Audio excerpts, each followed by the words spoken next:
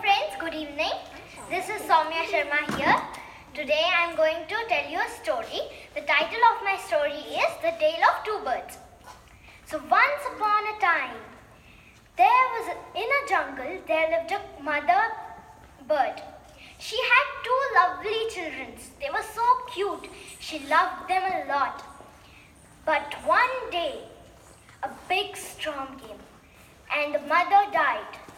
One of her child came near a robber's cave and the second child went near a rishi's ashram. Days passed and it became years. Now, one day a king came to hunt.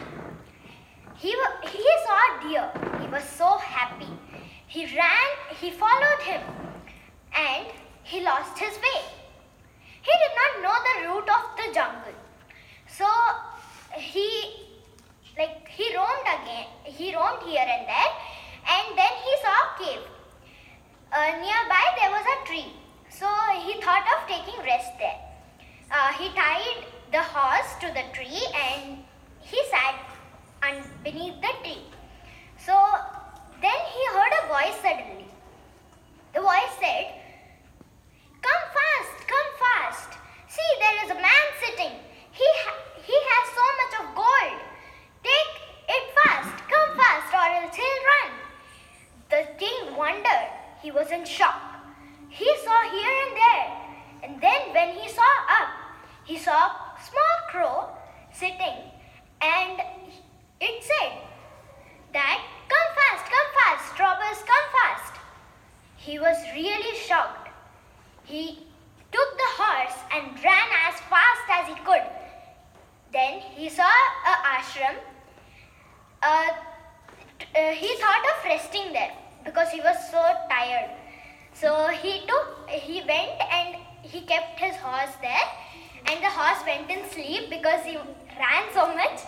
So then he again heard a voice.